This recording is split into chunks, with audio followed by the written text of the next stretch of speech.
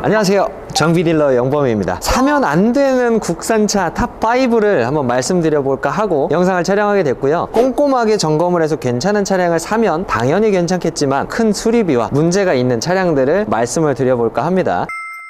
첫 번째로는요, G70입니다. 3.3 터보다 하게 되면 작은 몸집에 큰 엔진을 가지고 있어서 열이 빠져나가질 않아요. 굉장히 뜨겁습니다. 그렇기 때문에 부동액이랑 오일 누유가 많이 발생을 하는 거라고 생각을 하고요. 국산차기 때문에 부동액 누수되고 엔진을 누유돼봤자 얼마나 하겠냐. 3.3 터보를 탄다면 감당해야 될 수리비가 아닐까요? 하시는 분들도 계시겠지만 보증기간이 끝나기 전에 터보도 갈았고요, 오일 누유도 잡았고요, 미션도 갈았고요, 부동액 누수도 3번 정도가 수리를 했습니다. 여기서 또 문제가요, 터보를 교환할 때는요 엔진을 내려야 됩니다. 그리고 발전기를 교환할 때도, 시동 모터를 교환할 때도 엔진을 내려야 됩니다. 뭐만 하면 그냥 엔진을 다 내려야 되는 거예요. 그렇기 때문에 작은 차체에 웅장한 이 엔진을 담아내기에는 수리가 굉장히 까다롭다, 이렇게 봐주시면 되고요. 중고차가 가성비 있는 게 보증기간이 끝나기 직전이랑 직후가 가장 감가가 많이 되잖아요. 그래서 가장 많이 찾으시는 게 5년에 10만 킬로 정도 된 차량들을 많이 찾으신단 말이에요. 근데 이제 이런 부분을 간과하고 그냥 구매를 하시게 됐을 경우에는 고장나면 엔진 하나 내리는데 10만원, 20만원 가지고 되는 게 아니잖아요. 그렇기 때문에 굉장히 고가의 수리비가 들어갈 수 있다, 이렇게 봐주시면 될 것 같고요.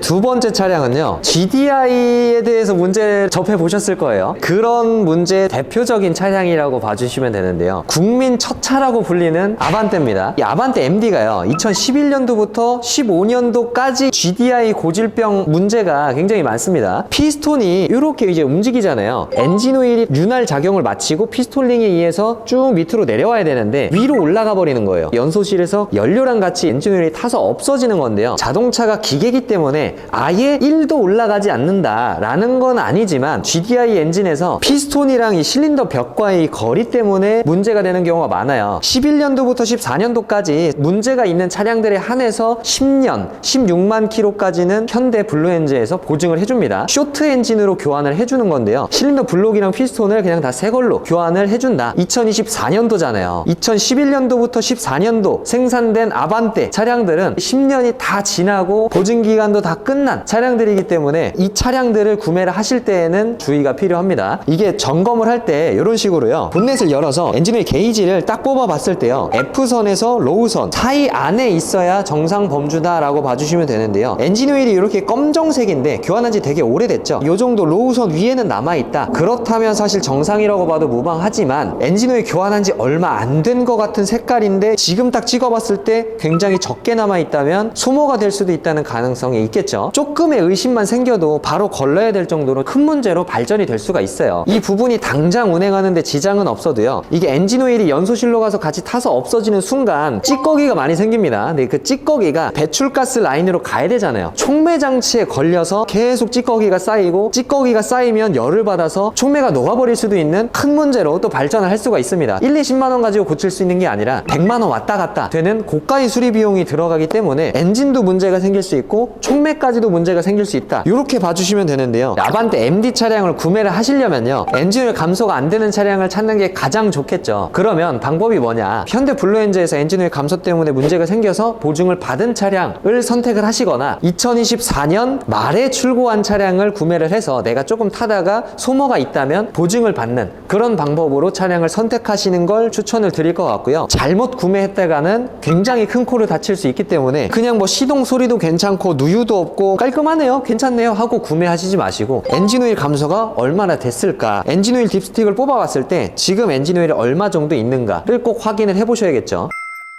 세 번째 차량인데요, K7 1세대 차량의 2.4 GDI 엔진인데요, 그랜저 HG랑 엔진 미션 파워트레인을 공유하기 때문에 HG도 똑같다라고 봐주시면 좋을 것 같습니다. 이게 2.4 엔진이요, 아까 말씀드린 아반떼 MD랑 굉장히 흡사합니다. 이것도 세타 엔진이거든요. 얘는 좀 더 심각합니다. 엔진오일 감소랑 크랭크 축에 있는 메탈 베어링이라고요, 크랭크 축이랑 피스톤 커넥팅 로드가 연결되는 중간 베어링인데요, 그 부분까지도 문제가 될 수 있는, 감소되면서 그냥 뭐 굴러가니까 타지 뭐 이 수준이 아니라 그냥 엔진이 어느 순간 한 번에 죽을 수도 있는 심각한 문제가 있어요. 그렇기 때문에 아반떼 MD보다는 좀 더 신경을 쓰면서 보셔야 되고요. 이 차량들은요 10년에 19 9만 킬로까지 된다라고 봐주시면 될 것 같아요. HG는 14년도 말까지도 나왔지만 K7 프레스티지 1세대 같은 경우에는 보증기간이 다 끝났습니다. 그렇기 때문에 구매를 하러 오셨을 때 아무리 상태가 좋아도요 1년 2년 정도 잘 타시다가도 갑자기 문제가 될 수 있는 엔진이기 때문에 2.4만의 매력이 있어서 나는 이걸 무조건 사야겠습니다 라고 했을 때 말리지는 않지만 주의사항을 좀 몇 가지 안내해 드릴 뿐이고요. 제 개인적으로는 꼭 2.4 엔진만 있는 게 아니잖아요. 3.0 가솔린도 있을 거고요, 3.0 가스도 있을 거고요, 그리고 HG 같은 경우에는 2.2 디젤, 하이브리드까지도 엔진 라인업들이 굉장히 다양하기 때문에 웬만하면 3.0 람다 엔진이나 2.2 R 엔진, 보증수표 같은 엔진이거든요. 큰 고장이 나지 않는 엔진들이에요. 이런 부분들의 위험을 감수하면서까지 2.4를 살 이유는 굳이 없기 때문에요. 다른 엔진 라인업 쪽으로 보시는 걸 추천을 드립니다. 이것도 점검을 할 때는 아반떼 MD처럼 엔진 오일 게이지 플러스 메탈 베어링 소리, 엔진 소리가 막 진짜 이상하거든요. 갈리는 소리가 굉장히 크게 날 거예요. 그런 식으로 내가 만약에 이거를 꼭 2.4를 구매를 해야겠다면 꼼꼼하게 확인 후에 지금 상태라도 당장 괜찮은 거를 점검 후에 구매하시는 게 좋을 것 같습니다.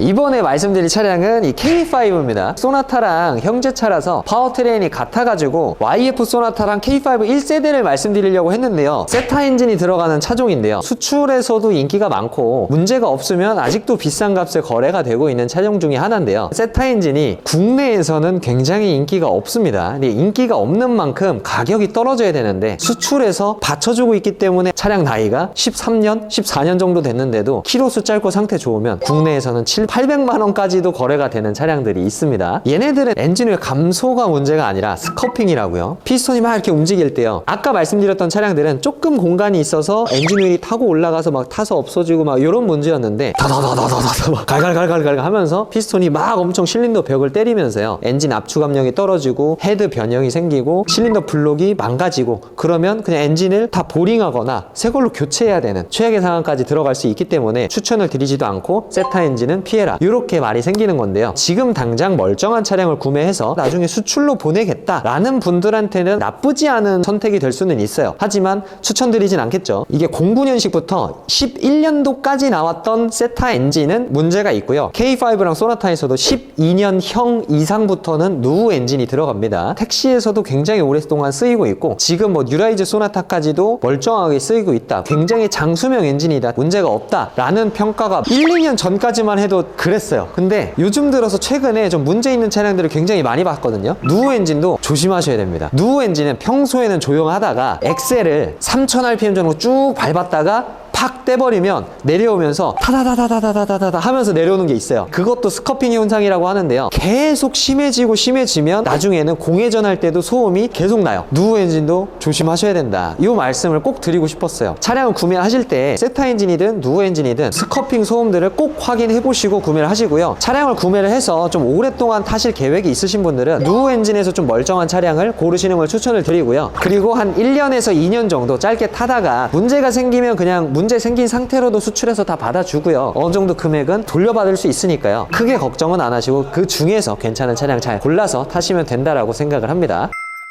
마지막으로 소개시켜드릴 차량은 모하비입니다. 지금 얘기하는 내용이랑 맥락이 안 맞지 않나? 아반떼랑 뭐 세타 엔진, GDI 뭐 이런 거 얘기하다가 왜 갑자기 명차인 모하비를 얘기를 하냐 하시는 분들이 계실 수 있는데요. 모하비 엔진이 문제가 없는 건 맞습니다. 모하비는 고질병이나 뭐 조심하셔야 될 거를 말씀을 드리기보다는 연형이 변경이 되면서 바뀌는 점들에 대해서 말씀을 드리려고 준비를 해봤고요. 2011년도까지 생산된 모하비는요 S1 엔진인데 DPF가 안 들어갑니다. DPF가 안 달려 있으면 수도권 진입이 안 되잖아요. 그 정보를 모르고 그냥 사놓고 주차장에 전시차 신세가 될 수 있으니까요. 이런 부분들은 또 꼭 조심을 하셔야 되고요. 아무리 명엔진이라고 해도 누유에 있어서는 모하비도 피해갈 수가 없습니다. 아이언맨 심장처럼 보이는 오일필터 하우징이라는 부품에서 누유가 굉장히 많이 되기로 유명해요. 베라크루즈랑 엔진이 똑같이 들어가기 때문에 누유가 생기면요 위에서부터 누유가 되기 때문에 밑에서 봐도 막 근건히 막 묻어있는 경우가 굉장히 많습니다. 그리고 아무리 아무래도 6기통 디젤이잖아요. 이런 부분들을 수리를 할 때 4기통이었으면 똑딱이지만 6기통은 부품을 다 드러내고 작업을 또 들어가야 되기 때문에 이런 부분에서 수리비도 만만치가 않을 수가 있어요. 또 이제 장거리를 많이 뛰겠다 하시는 분들은 12년식부터 또 8단 미션으로 들어가게 됩니다. 그렇기 때문에 기어 단수가 더 많다는 건 고속도로 주행했을 때 연비가 더 좋다고 생각을 할 수가 있겠고요. 물론 시내 주행만 하시고 내가 이제 지방사라서 DPF나 환경 규제 아무 상관없다 하시는 분들은 연식을 크게 신경 안 쓰셔도 되겠지만 나는 좀 장거리로 캠핑을 다닐 용도이고 연비도 살짝이라도 좀 더 신경이 쓰이고 내 이동 반경이 수도권 쪽에 있어서 환경 규제에 민감한 편이다 하시게 될 경우에는 차라리 그냥 12년식 이상으로 보시는 걸 추천을 드릴 수가 있겠죠. 물론 베라크루즈도 명차지만 엔진 미션이 전륜구동 베이스 방식입니다. 모하비는 후륜구동 베이스 방식이라서 좀 더 운전의 재미에 있어서는 모하비가 좀 더 좋을 것 같고요. 모하비가 또 프레임 바디라서 딱딱한 승차감이 싫다 하시는 분들은 베라크루즈 쪽으로 추천을 드릴 수가 있을 것 같습니다.